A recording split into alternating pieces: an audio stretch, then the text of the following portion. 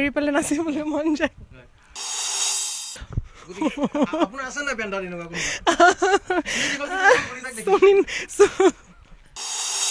এইটো আচলতে বিহুৰ কাৰণে মই দীঘল কৰা নাছিলোঁ কিবা এটা ভাল লাগে চুলিখিনি অলপ কৃষ্ণ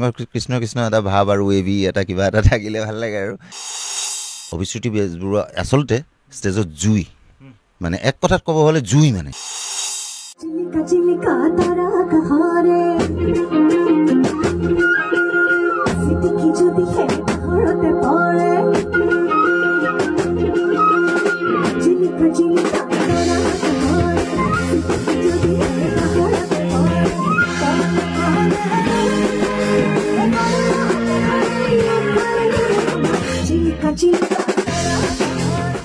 নমস্কাৰ প্ৰিয় দৰ্শক আজি চাইক্লৰমা আচলতে মোৰ আমাৰ ষ্টুডিঅ'ত নহয় চাইক্লৰমা আজি এই বিশেষ অনুষ্ঠানত মই আহিছোঁ এগৰাকী কণ্ঠশিল্পীৰ ওচৰত যিগৰাকী কণ্ঠশিল্পী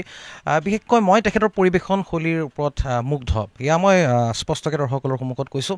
আৰু যিহেতু বহাগ মানে নতুনৰ প্ৰতিশ্ৰুতি গতিকে সেই নতুনৰ প্ৰতিশ্ৰুতি লৈ কি মঞ্চত কিদৰে এইবাৰ পৰিৱেশন কৰিব কণ্ঠশিল্পী অভিশ্ৰুতিয়ে সেইবাবেই মই আজি উপস্থিত হৈছোঁ এই আখৰাত ইতিমধ্যে আপোনালোকে দেখিছে মোৰ চৌপাশে বাদ্যযন্ত্ৰসমূহ আছে আৰু বিহুৰ যিহেতু বতৰ আৰু আটাইতকৈ ডাঙৰ কথা হৈছে যে বৰ্তমান ক'বলৈ গ'লে সাম্প্ৰতিক সময়ত পৰিৱেশন শৈলীৰ ওপৰত মঞ্চত যি ধৰণে সংগীত শিল্পীসকলে পৰিৱেশন কৰে বা অনুষ্ঠান পৰিৱেশন শৈলীৰ ওপৰত বিভিন্ন বিতৰ্ক চলি আছে কিন্তু তাৰ মাজতে আমি নিশ্চিতভাৱে ক'ব লাগিব যে বধিৰ শিল্পীলৈ এনে সাহস কৰা প্ৰথমগৰাকী কিন্তু শিল্পী হৈছে অভিশ্ৰুতি সেয়ে মই বাৰম্বাৰ আমি কাৰেণ্ট আছামত যেতিয়া আমি প্ৰতিবেদনসমূহ প্ৰস্তুত কৰিছোঁ আমি সদায় কৈছোঁ যে বহাগৰ নতুন প্ৰতিশ্ৰুতি মানে হৈছে অভিশ্ৰুতি আৰু ওচৰ কাষলৈ আহিছোঁ অভিশ্ৰুতি যিহেতু উপস্থিত আছে মোৰ সৈতে ভাগৰুৱা নিশ্চয় কেইদিন খুবেই ভাগৰুৱা আৰু মানে মাতটো শুনিছেই অলপমান বহি আছে কিন্তু তাৰ আগতে ইমান ধুনীয়াকৈ মোৰ পৰিচয় দিয়াৰ বাবে ধন্যবাদ I am quite touched thank you আৰু মই প্ৰথমে আপোনাক সুধিব বিচাৰিম আপুনি যিবোৰ গান আমি বহাগৰ সময়ত দেখোঁ এই গানবোৰ আপুনি বিহু ৰিলেটেড ইমান সুন্দৰ সুন্দৰ নামবোৰ ৰাখে কেৰুমণি থুৰীয়া কেতিয়াবা আমি দেখোঁ বৰ বিহু তাৰপাছত বৰ ধুনীয়া ধুনীয়া কৰ্দৈ টেঙাৰো শীৰ্ষক এটি গীত আছে বৰদৈ চিলাও আছে ক'ৰ পৰা আহে আচলতে এইবোৰ কনচেপ্ট আচলতে এইবোৰ ককা আইতাৰ মুখত শুনি থকা নাম আৰু ৰৈ ৰতি হওক বা তোক দেখি মুৰ্গা হওক তোক দেখি মুৰ্গাটো গাঁৱেই বিহু মঞ্চ এখনত গোৱাই হয় সৰুৰে পৰাই শুনি আহিছোঁ কৰ্দৈ চকলা কেৰুমণি থুৰীয়া মোৰ আইতাই খুব গাইছিল সেইকাৰণে কেৰুমণি থুৰীয়াৰ লগত কিবা এটা কৰিবলৈ মন গ'ল দীঘলতি দীঘল পাত গৰু বিহুৰ দিনাই আমি জানিবই লাগিব সেই শাৰী বিহু তাৰপিছত আমাৰ বৰ বিহু আই ডোণ্ট ন' ক'ৰ পৰা আহে আৰু সেই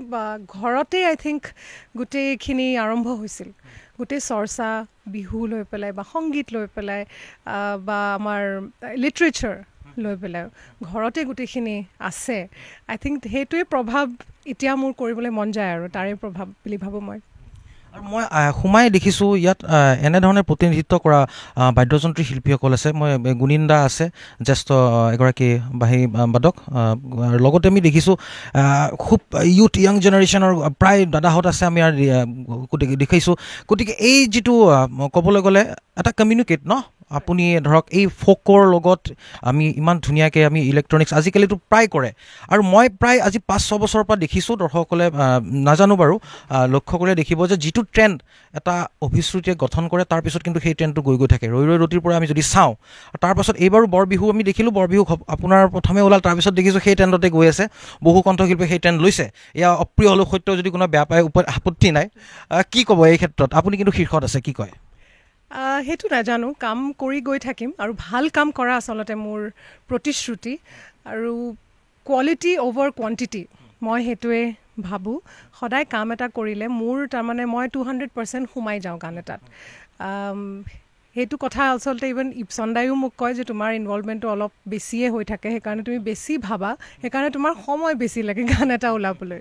কিন্তু মোৰ এপ্ৰ'চ টু আ ছং মোৰ এটা গানৰ প্ৰতি এপ্ৰ'চটোৱে তেনেকুৱা যে মই বস্তু এটাত যদি সোমাই যাব নোৱাৰোঁ মই কেনেকৈ জাষ্টিফাই কৰিম মোক যদি কোনোবাই প্ৰশ্ন এটা সোধে মই কেনেকৈ উত্তৰ দিম মই নিজেই যদি ছেটিছফাইড বা মই নিজে নেজানো মই ওলাই দিব নোৱাৰিম তাৰমানে গানটো চ' তেনেকেই সদায় এপ্ৰ'চটোৱে তাৰমানে অকণমান বেছি ইনভলভমেণ্ট লৈ পেলাই কৰা গৈছিল আৰু সেইটোৱে ৰাইজে সঁচাকৈ আশীৰ্বাদো দিছে আদৰিও লৈছে তাৰ কাৰণে মই বহুত বহুত ধন্যবাদ। সেইবাবে কোৱা হয় যে অভিশ্ৰুতিৰ বেজবৰুৱাৰ যিখিনি অডিয়েঞ্চ ৰিজাৰ্ভ অডিয়েঞ্চ তাৰমানে অৰ্থাৎ তেওঁলোকে এনেধৰণৰ গীতসমূহ শুনিবলৈ যায়, গতিকে ৰিজাৰ্ভ অডিয়েঞ্চ। কিন্তু এইখিনিতে এই বৰ বিহু যিটো এটা গীত ট্ৰেণ্ডিঙত আছে, আমি দৰ্শকসকলক এবাৰ শুনি লৈছোঁ, যিহেতু আখৰা কৰি আছে, আমিও বেছি সময় নলওঁ, গতিকে আমি এবাৰ চাই লৈছোঁ বৰ বিহুটো।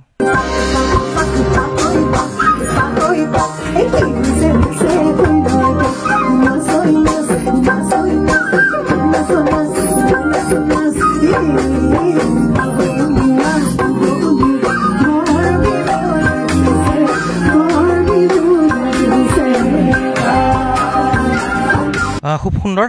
যথেষ্ট ভাল লাগিল, একেবাৰে বিহু বিহু লাগি গৈছে আৰু বিহুতলীৰ যি পৰিৱেশ ইয়াতে পাইছোঁ। মই সুধিব বিচাৰিম এতিয়া বিশেষকৈ শ্ৰোতাৰ ক্ষেত্ৰত, আজিকালি জানেই যে শ্ৰোতাসকলক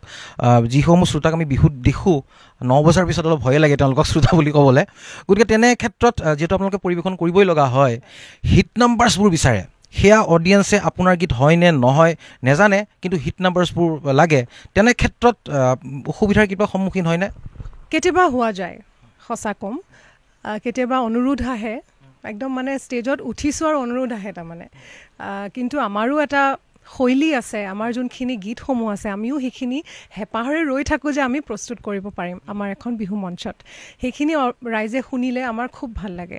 নিশ্চয়কৈ আমি গাম। মই খুব পাৰ্চনেলি আৰু আমাৰ বেণ্ডো পাৰ্চনেলি মই ক'ম যে আমি পুৰণি গীতৰ লগত আমাৰ আকৰ্ষণটো বেলেগ ধৰণৰ তাৰমানে। চ' আমি এটা ফ'ক মেডলিও কৰিছোঁ, অল্ড মেডলিজ কৰিছোঁ, যোনবোৰ আমাৰ কি নাম দিবা দিম ডক্টৰ বেজবৰুৱাৰ ছবিৰ পৰা। তাৰপিছত জিতুল দাহঁতৰ গান লৈছোঁ, মইনা কোন বিধাতা সেই গানটোও লৈছোঁ। সেই গীতবোৰ আমি গোটেই এটা সংমিশ্ৰণ কৰি এটা মেডলি বনাইছোঁ। আমাৰ বৰগীত, জিকিৰ, টোকাৰী, ঝুমুৰ, গোৱালপৰীয়া, সেই গোটেইখিনি এটা মেডলি বনাইছোঁ। সেইখিনি ৰাইজে শুনে, কিন্তু ডিপেণ্ডছ অন দ্য, আকৌ আপুনি যেনেকৈ ক'লে সময় কেতিয়াবা এনেকুৱা হয় যে আমি বিহু দি আৰম্ভ কৰি দিব লাগে, কিন্তু আমাৰ সদায় এটা শ্ব' এখন কৰিলে তাৰমানে গ্ৰাফটো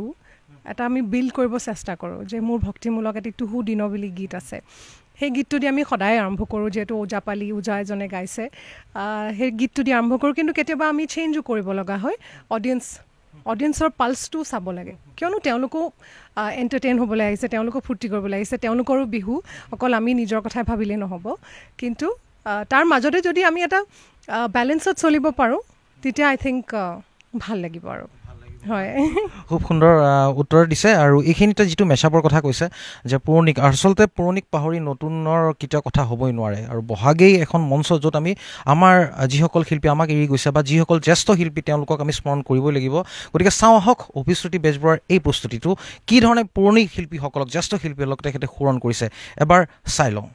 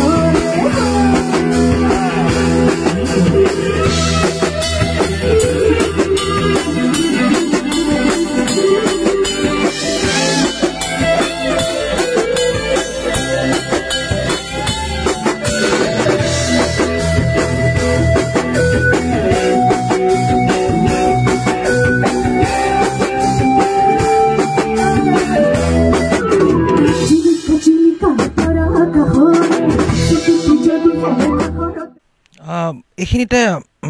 কথা এটা সুধিব বিচাৰোঁ, নাজানো কিমান যুক্তিসংগত কথাটো। আজিকালি কণ্ঠশিল্পীসকলে মঞ্চত সমান পৰিমাণে নাচিবও লাগে। অসমতে ইমানখিনি ভাল ভাল কণ্ঠশিল্পী, ইমান তেওঁলোকে ভাল গায়, কিন্তু নাচেও খুব ধুনীয়া পাকৈত তেওঁলোকে সংগীত, একদম কি ক'ম আৰু নৃত্যশিল্পী না কণ্ঠশিল্পী কেতিয়াবা ধৰিবলৈ টান হয় আমাৰ। আপুনিও নাচেনে মঞ্চত? গাটো যেতিয়া ৰাইজাই কৰেতো নাচোৱেই। আৰু তাৰমানে কি হৈছে আজিকালি, it is a package. Performer, আপুনি ছিংগাৰ, তাৰ লগত আপুনি কেনেকৈ পাৰফৰ্ম কৰিব, আপোনাৰ এণ্টায়াৰ পাৰ্চনেলিটি, কি কাপোৰ পিন্ধিব, তাৰ পৰা কেনেকৈ আপুনি কথা ক'ব, কেনেকৈ থিয় দিব, এনেকৈ থিয় হ'লে মানে অফক'ৰ্ছ আপোনাৰ ইম্প্ৰেশ্যনটো বেয়া হৈ যায় হাউ ডু ইউ ষ্টেণ্ড কেনেকৈ তাৰ মাজত যদি নাচিবও পাৰে প্লাছ পইণ্ট হয় এগৰাকী ছিংগাৰৰ এতিয়া মোৰো কেতিয়াবা মন গ'লে মই নাচি দিওঁ এতিয়া মই পাকৈত নহয় বিহুত কিন্তু বিহু ঢোল পেঁপা গগনা বজাৰ লগে লগে কিন্তু সঁচাকৈ ক'ব লাগিব যে নাচিবও মন যায় মানে আমাৰ পাৰ্থ খুব নাচিবলৈ মন যায় বেছ এৰি পেলাই নাচিবলৈ মন যায় ভালেই বাৰু কাৰণ বিহুৰ সময়ত বিহু নিশ্চয় কঁকালত ধৰি মুদ্ৰা আহিবই কিন্তু তাতে যদি আকৌ গোবিন্দৰ নৃত্যটো আহে তেতিয়াহে বেয়া দেখি গতিকে যিয়ে নহওক এটা মন ৰাইজাই কৰা যিহেতু এক পৰিৱেশ সকলো পিনে নাচিব পাৰে স্বাভাৱিক কথা কেৱল এটাই কথা সেই অকণমান যদি আৰু হিন্দী বলিউডি ঠুমকা দিয়ে তেতিয়াহে অলপ বেয়া দেখি বাৰু যিয়ে হওক আমি কথা পাতি আছোঁ অভিশ্ৰুতিৰ সৈতে আৰু বিশেষকৈ বাদ্যযন্ত্ৰীসকলৰ ক্ষেত্ৰত আপুনি যেতিয়া নাচাৰ কথা ওলাইছে আজিকালি এনেকুৱা এটা ট্ৰেণ্ড ওলাইছে যে যদি কিবা কাৰণত কণ্ঠশিল্পীগৰাকী নাচি নাচি ভাগৰি গ'ল বাদ্যযন্ত্ৰীখিনিও নাচিব লাগিব লগা হৈ যায় কেতিয়াবাতো চুলি দীঘল থাকিলেতো ঘূৰাব লগা হৈ যায়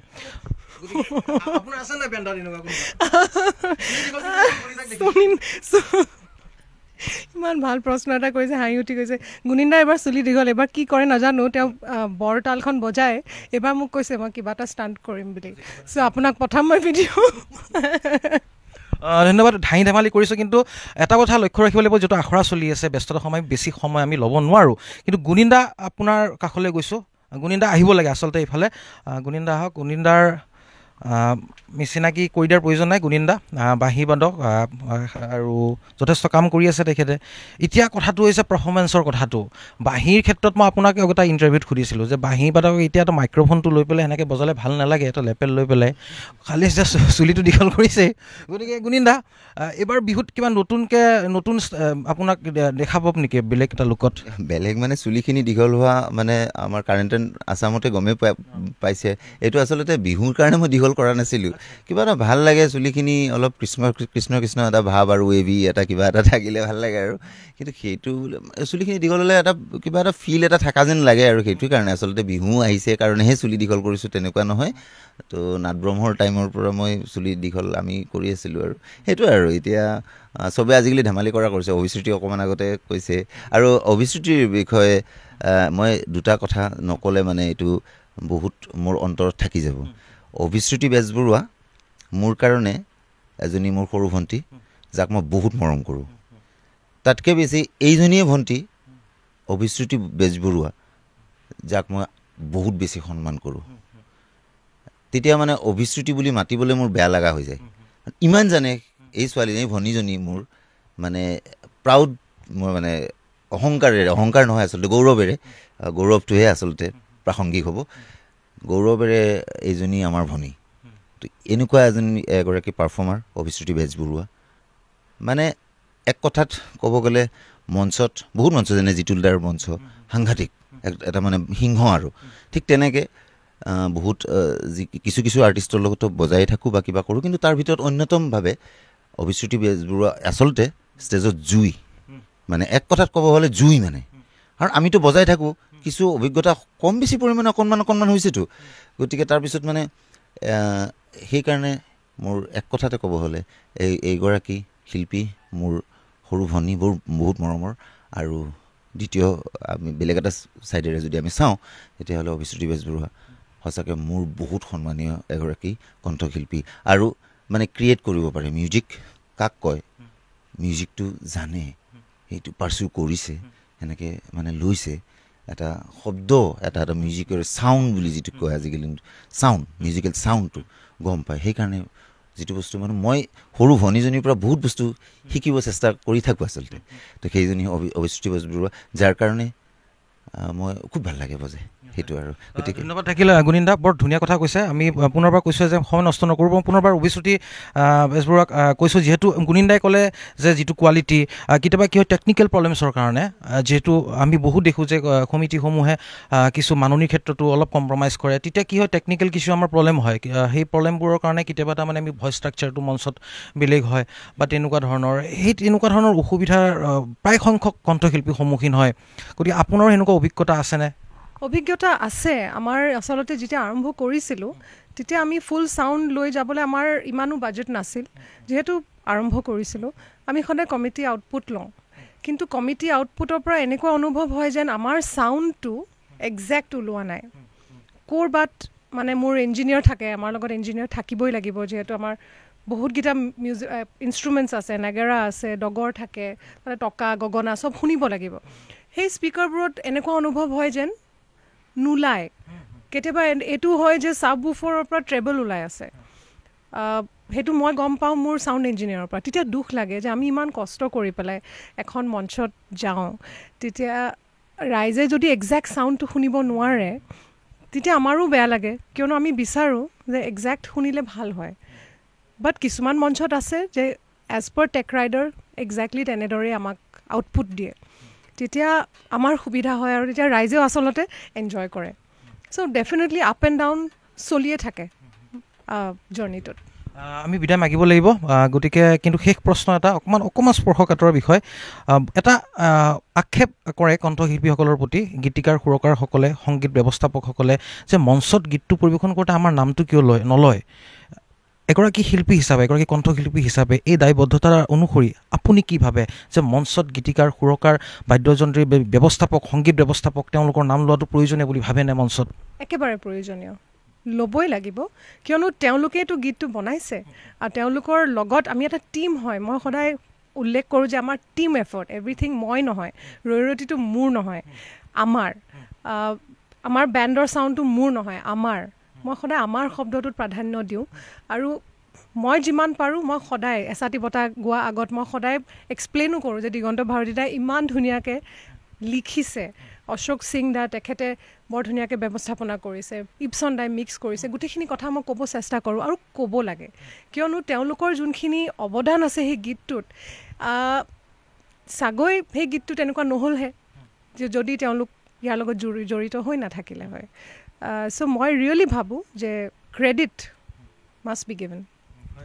খুব সুন্দৰ। অৰ্থাৎ এইবাৰ বহাগৰ পৰা আমি পণ ল'বৰ হ'ল বিশেষকৈ কণ্ঠশিল্পীসকলক বা শিল্পী সমাজে যে অন্ততঃ গীতিকাৰ সুৰকাৰৰ এবাৰ নাম ল'ব লাগিব।